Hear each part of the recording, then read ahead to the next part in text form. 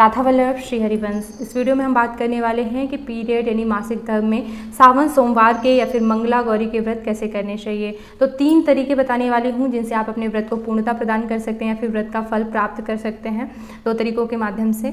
तो चलिए शुरू करते हैं। देखिए, हम सभी जानते हैं कि कोई भी व्रत जो है पीरियड यानी मासिक धर्म में छोड़ा नहीं जाता है, भूखे रहा जाता है, लेकिन पूजा नहीं करी जाती है। तो पूजा अगर आप किसी और से करवा लेते हैं तो दूसरों के द्वारा की गई पूजा भी जो है आपके व्रत को पूर्णता प्रदान करेगी, आपको फल प्राप्त होगा। ठीक है, तो सबसे महत्वपूर्ण ध्यान देने वाली बात इसमें यह है संकल्प कि जो आपके बदले पूजा कर रहे हैं वो संकल्प कैसे ले रहे हैं। उनको बोलना चाहिए कि आपके द्वारा किए गए व्रतों की पूर्णता के लिए या फिर आपकी मनोकामना की पूर्ति के लिए जो है वो सावन सोमवार मंगला गौरी व्रत का पूजा कर रहे हैं। ठीक है, तो उदाहरण के तौर पे मैं अपना नाम लेकर के बता देती हूँ कि कैसे जो है अगर मेरे बदले कोई पूजा करें तो उन्हें संकल्प लेना होगा।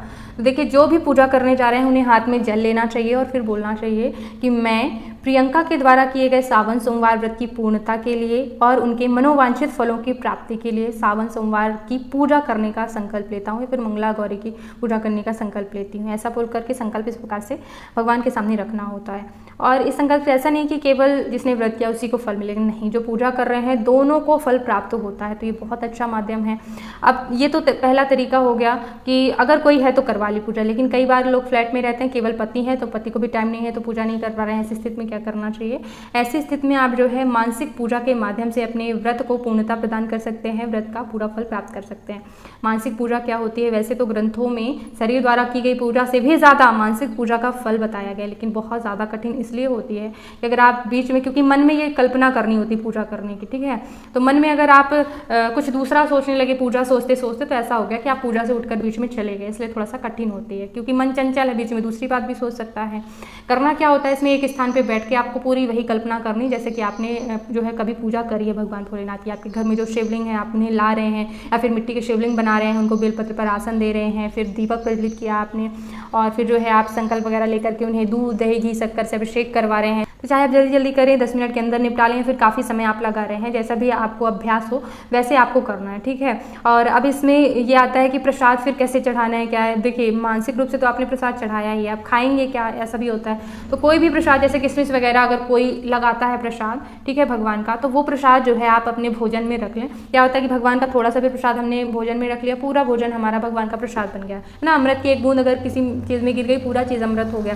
तो इसी तरह से जो है आप कर सकते हैं, भोजन ग्रहण कर सकते हैं, पहली बात। और या फिर आप अगर 16 सोमवार कर रहे हैं, 3 केले हैं आपके, तो किसी से चढ़वा दिया फिर ले लिया, तो ये भी आप कर सकते हैं। तो इस तरह से जो है आप अपने व्रत को पूर्णता प्रदान कर सकते हैं मानसिक पूजा के माध्यम से। जैसे कि हम कल्पना में कभी एरोप्लेन में चढ़ रहे हैं, कभी किसी की शादी तो हम कैसे सजेंगे, पूरा सजा हुआ देख लेते हैं अपने को, अपना घर बन गया ऐसा ऐसा बना, कल्पना कैसे कर लेते हैं ना, ठीक उसी प्रकार से मन में सोचना है भगवान की पूजा के लिए कि इसमें हमारा फायदा ये होता है कि हम गंगा का जल भी लाके पूजा कर सकते हैं। हम बहुत भगवान के प्रिय पुष्प ला करके जो चीज़ें नहीं मिल रही वो भी हम जो है भगवान को मानसिक रूप से अर्पित कर सकते हैं।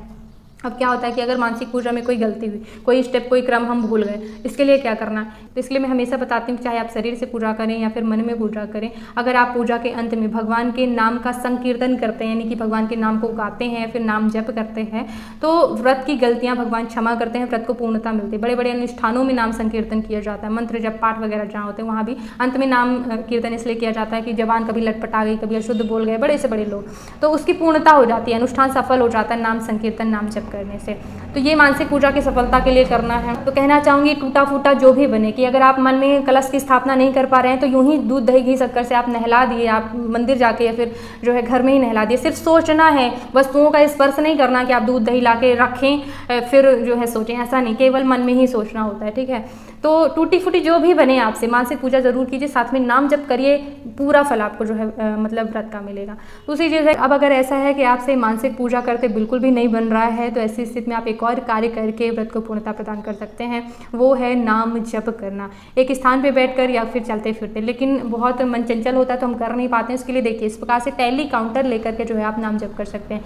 इसे ऑनलाइन ऑर्डर करने से केवल 50 रुपये में मिल जाता है। इसका फायदा क्या है, क्योंकि हम पीरियड और मासिक धर्म में माला का स्पर्श नहीं कर सकते हैं, माला का स्पर्श वर्जनीय तो होता है, तो बिना माला के इसको लेकर के, क्योंकि इसमें जो है मन एकाग्र हो जाता है और गिनती पता भी चलती कि हमने इतना बैठ के किया है, वरना मन एक 4-5 बार लिया भाग गया यहाँ वहाँ, इसको करके या तो एक स्थान पे या फिर चलते फिरते जो है, या फिर आप मोबाइल में भी टेली काउंटर नाम का ऐप डाउनलोड करके उसमें भी एक बटन होगी तो उसको मतलब दबाते जाइए, उसमें गिनती बढ़ती जाती है और इसमें बटन दी हुई है। तो आपको पता चलेगा कि आपने 10,000, 11,000 कर लिए, 21,000 कर लिए। ऐसे जो है आप जितनी आपकी इच्छा हो, क्षमता हो, वैसे आप नाम जप ज़रूर करें। इससे भी आपके व्रत को पूर्णता मिलेगी, क्योंकि व्रत की परिभाषा ही यही होती है। व्रत किया ही इसलिए जाता है कि ज़्यादा से ज़्यादा भगवान के भजन कीर्तन में दिन व्यतीत किया जा सके। ठीक है, तो चाहे आप मासिक धर्म में नहीं हैं, अच्छी पूजा कर रहे हैं, तब भी आप नाम जप करें, ताकि जो भी गलतियाँ हो गई हों उनकी भरपाई हो सके। मासिक धर्म में है तो बहुत ज़्यादा करें, 5,000, 11,000, 2,000, किसी को टाइम नहीं है तो ज़्यादा से ज़्यादा, मतलब कह रहे हैं 21,000, जितनी क्षमता हो उतना आप नाम जप करें। ठीक है, तो और हर पूजा में करें, बिना व्रत के भी करें, क्योंकि ये जीवन का कलयुग केवल नाम आधारा, सुमिर सुमिर नर उतरहि पारा। मतलब क्या नहीं हो सकता। मैंने पूरी एक नाम जप की महिमा का वीडियो बनाया हुआ है कि संसार की कौन सी ऐसी मनोकामना है जो पूरी नहीं हो सकती। तो इसलिए जो है हर वक्त नाम जप करने का अभ्यास अवश्य करना चाहिए।